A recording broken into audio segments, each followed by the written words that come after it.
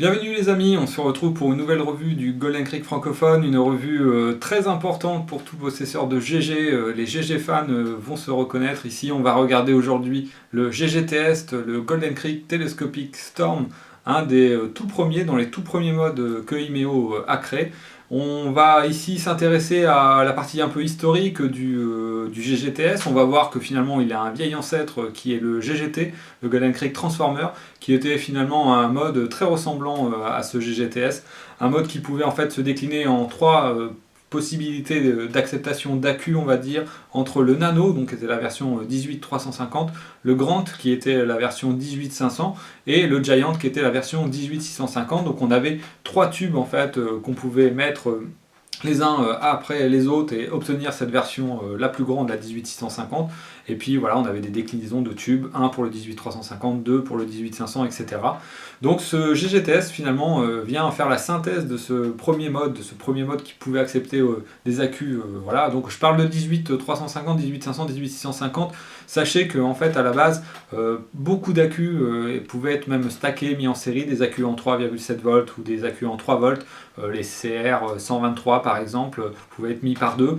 Donc là on va simplifier les choses parce que finalement beaucoup d'évolutions ont été apportées sur les accus et maintenant on va utiliser uniquement des accus type 18350, 18500, 18650. Je ne connais plus personne qui utilise personnellement en tout cas, alors peut-être que vous derrière votre écran vous les utilisez encore, mais ceci dit la norme va être plutôt sur ces accus là, donc on va parler uniquement de ces accus. Je vous laisserai la liste de toute façon sur le côté, voilà, de tout ce qui est accepté par le GGTS. Donc le GGT, voilà, le Golden Creek Transformer, était vraiment ce premier mode, ce premier, on va dire, quasi un prototype peu long acquéri. Le GGTS, lui, il est sorti en 2010, hein, le GGTB était un petit peu plus voilà, ancien, donc en 2009, fin 2009 vraisemblablement, d'après ce qu'on a pu voir sur Golden Creek Wiki par exemple. Voilà, tous les liens, pareil, je vous les laisserai dans la vidéo pour que vous voyez, pour que vous fassiez vos propres recherches, etc. Voilà, le GGTS il est sorti donc en 2010 avec un premier batch de 150 pièces, donc numéroté de 00 à 150. Donc cette première version qui s'appelait la révision 1, je vais vous montrer des photos ici qu'on a pu voir sur les rues de Agecha 69 par exemple, et des images que j'ai pu aussi prendre sur ici Wiki. Donc voilà, tout ça défile en ce moment.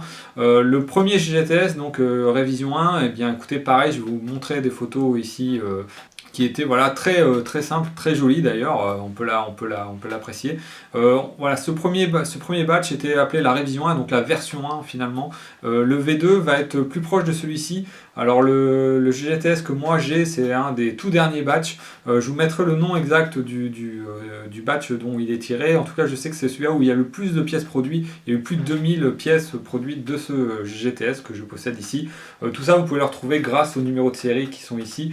Aux messages aussi qui peuvent être importants, là by Imeo et To My Friend ici d'Imeo. Voilà, c'est comme ça que vous allez savoir d'où vient votre modèle et voilà à quelle époque il a été créé. Donc le mien est de 2013 ou 2014. Voilà, donc il est finalement assez récent. Alors le GTS il a ça de bien, c'est que voilà, il y a beaucoup de production de ce mode, donc pas mal sont équipés. Voilà, que si on est un GG fan, on a presque tous un GGTS ou au moins un Just GG. Le GGTS, on peut se le procurer très facilement en occasion, par exemple, hein, sur les groupes de troc. Mais aussi, on peut très bien facilement s'en prendre un suivant les batchs qui sortent. Car quand le GTS revient sur les sites Bitfumo, Smoke Guru, au Golden Creek Store, on en a énormément de disponibles. Donc on peut très facilement s'en procurer un. Donc voilà, c'est un mode qui est vraiment super. Voilà, que tous les fans connaissent très bien. Voilà, tout le monde vraiment normalement en a un ou un Just GG, donc c'est vraiment un mode qui est très répandu et je suis très content de vous le présenter aujourd'hui. On va voir quelques petites particularités. Donc par exemple ce mode, bon bah c'est vrai que là moi il est monté en hybride, on va en parler plus simplement voilà, en close-up, on va regarder un petit peu les différentes tailles. Sachez qu'il y a plus d'une vingtaine de pièces, pareil je vous laisse une petite photo pour vous montrer l'étendue des pièces que compose ce GTS. Après avoir nettoyé au bac à ultrasons, j'ai pris une petite photo de l'ensemble ici, tout démonté. Voilà, vous allez pouvoir voir qu'il y a beaucoup de pièces pour le switch notamment. et pas mal de pièces de façon générale, plus d'une vingtaine. On va se contenter de rester sur 5 pièces, donc pareil, je vais vous remettre une photo des 5 pièces principales qu'on va regarder. Voilà, donc avec voilà, les 5 parties très importantes. On va se retrouver en close-up pour pouvoir aller voir tout ça. Quoi vous dire d'autre? Voilà, il y a les dernières versions, en fait, les avant-dernières versions comme le mien ici sont en stainless steel ou en alu, un peu plus vieille pour les alus.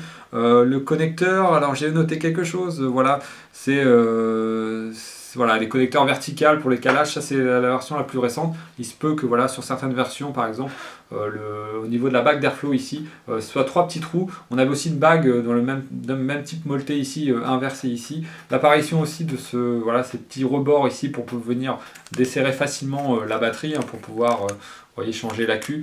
Ça c'est sur les toutes dernières versions qu'on va pouvoir avoir, qu'on a vu apparaître ici du GTS. Donc il évolue un petit peu, mais depuis on va dire la version 2, voilà, même si ça doit être la version 2.3 je crois, pareil, j'essaierai de vérifier, vous mettre un petit message ici, il n'a pas beaucoup changé en tout cas d'aspect, il est vraiment resté quasiment le même. Donc voilà, on se retrouve en gros plan pour les différentes parties. On va regarder vraiment précisément comment il se remonte, comment il se compose. Et puis on va prendre une petite vape quand même pour faire voir que ça marche très bien ici à 0,9 ohm sur un accu chargé à plein. Ouais, il est bien chargé à 4 volts.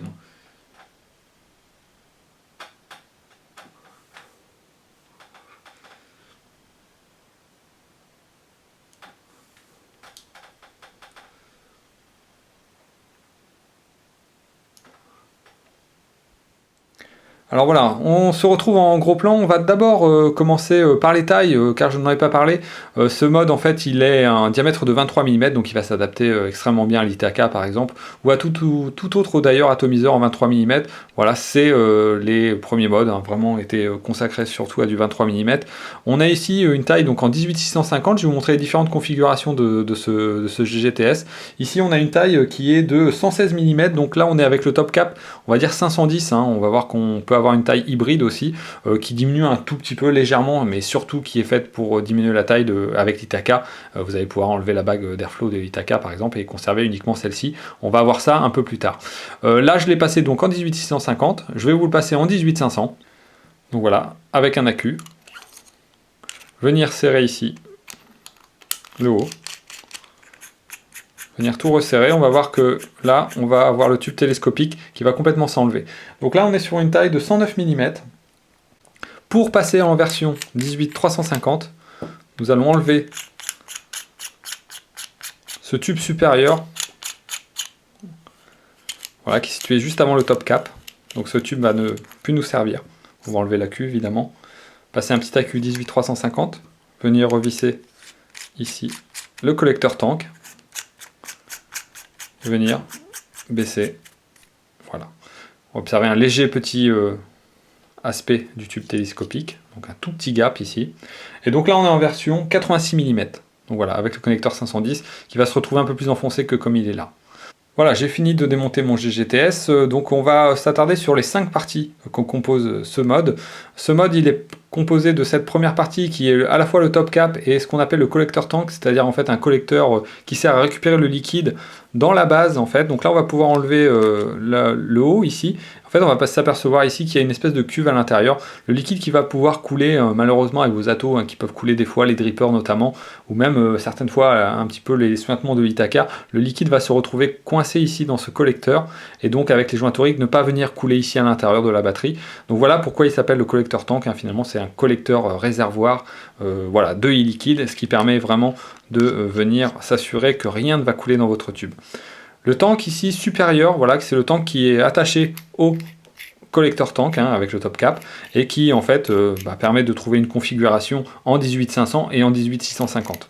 Hein, c'est pour ça qu'on l'a enlevé tout à l'heure pour la version 18350. Le tube télescopique, hein, lui qui va permettre justement de pouvoir à la limite passer sur du 18350 uniquement avec lui et sur le collecteur tank et le top cap qui est prémonté dessus. Voilà. Ou alors évidemment de trouver une version 18650 comme je vous l'ai présenté au début de la vidéo. Le tube ici qu'on appelle le bottom tube, qui est en fait finalement le tube inférieur, hein, qui est le plus bas du bottom cap ici, qui est la dernière pièce, qui va venir enfermer le switch, voilà, avec le fonctionnement ici du switch qui va venir pouvoir être verrouillé ici comme ceci avec la petite bague molletée, ou déverrouillé, voilà, qui va venir prendre appui sur le bottom cap et sur ce, voilà, ce plot négatif ici. Le plot négatif, hein, justement, de ce bottom cap, on va le regarder de près, il contient évidemment des éventes en cas de dégazage de la batterie, donc à tout ce qui va, voilà, être dégazage de batterie va se passer par ici, hop, ça va venir à l'intérieur de tous ces petits trous et venir se faire ici, s'enlever par le bottom cap.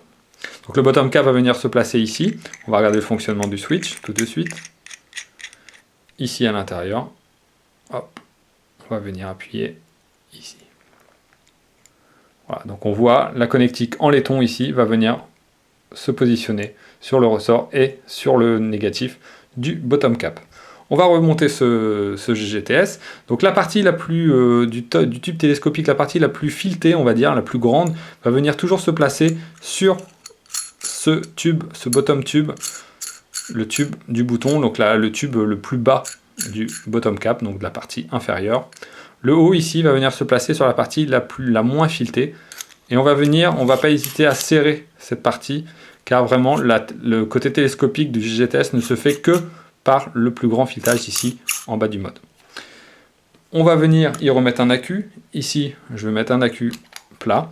On pourrait très bien y mettre des tétons, mais pour réduire un petit peu plus la taille, je vous conseille des accus plats. Donc voilà notre GGTS remonté. On va juste revenir un petit peu sur la bague molletée ici au niveau du collecteur tank en dessous du top cap. Voilà, une ouverture qui est là, qui va favoriser le flux d'air vers par exemple l'Ithaca, qui en bénéficie un, hein, par sa base 510 ici. On va s'apercevoir, en tout cas, il y a en fait un intérêt à utiliser aussi ce mode, cet hybride, hein, cette fonction hybride de ce mode GGTS pour pouvoir gagner sur l'airflow que l'Ithaca a. Donc là, on a vraiment une ouverture qui est beaucoup plus grande que celle d'origine sur l'Ithaca, ce qui va pouvoir favoriser un airflow. Voilà pourquoi on est beaucoup à l'utiliser avec un Ithaca et surtout en fonction hybride, à la fois pour finalement gagner aussi sur la taille. Là, on va télescoper. Alors, ce qui est bien ici sur ce mode, c'est qu'on va pouvoir dévisser le côté télescopique de ce mode et venir y placer notre Ithaca et en fait venir tout resserrer. Alors là, je vais dévisser ici. Voilà, l'Ithaca va se mettre en place. Et là, en fait, venir caler la batterie hein, pour qu'il n'y ait pas de rattle, pour qu'il n'y ait pas de... Voilà, que ça ne bouge pas, que ça ne gigote pas à l'intérieur du tube. Donc là, voilà, on est calé. On ouvre son airflow et on est paré à faire feu. Alors, justement, on va regarder un petit peu ce qui se passe dans cette pièce au niveau du dessus. On a pu le voir déjà avec les pièces que je vous ai présentées à la sortie du bac à ultrasons. En fait, on a un pin ici qui est uniquement tenu par des joints toriques à l'intérieur qui va venir en fait s'adapter. La connexion plus ou moins profonde ici, on va le faire à l'écran. La connectique ici va venir être poussée soit vers le bas, soit vers le haut. Donc là, voilà, il ressort. En fait, tout va se passer mécaniquement. Voilà, on va revisser ici. Et plus vous allez visser, plus cette tige ici va remonter. Donc il va falloir jouer à la fois avec le côté télescopique du bottom tube, donc du tube du bouton, et ne pas hésiter à venir pousser. Alors on peut le faire très bien ici comme ça. Hop, on va aller pousser jusqu'à retrouver la batterie.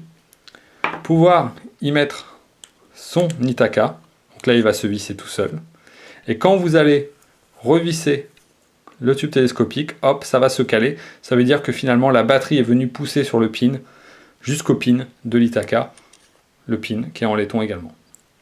Donc voilà, très simplement ce mode, voilà comment il se compose. On va le passer en 18500 pour faire voir la rapidité de passage d'un accu à l'autre. Bien sûr, on se sert de ces petits rebords pour dévisser ici, pour avoir uniquement accès à la batterie et pas dévisser à la fois le collecteur tank ou un des tubes télescopiques ou les tubes inférieurs, etc. On va venir juste enlever cette partie haute, venir sortir son accu, prendre par exemple un 18500, le faire glisser à l'intérieur, revisser le collecteur tank avec le top cap, qui n'est plus un top cap mais qui est devenu un top cap hybride pour l'Ithaca, et venir tout simplement visser encore, hop, jusqu'au bout ici, et trouver une connectique.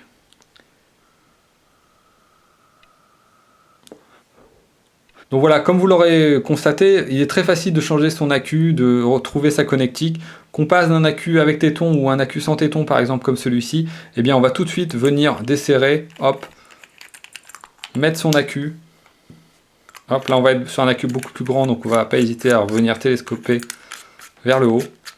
On n'hésite pas à aller jusqu'en haut. On laisse un espace assez grand. On y va, il n'y a pas de souci. On vient revisser ici. Tac, tout est bien. Hop, on vient resserrer le bas. Et une fois qu'on a le coup de main, ça vient vraiment très très rapidement.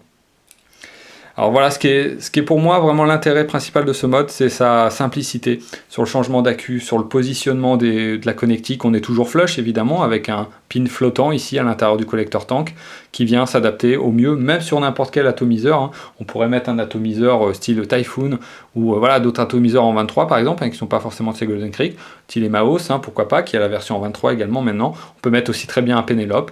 Penelope va venir avec un pin qui est toujours fixe. On va donc prendre finalement cette base, voilà, cette en base ici, tout va se caler, c'est-à-dire que là, c'est uniquement, en fait, tout va être poussé vers le haut par cette petite partie.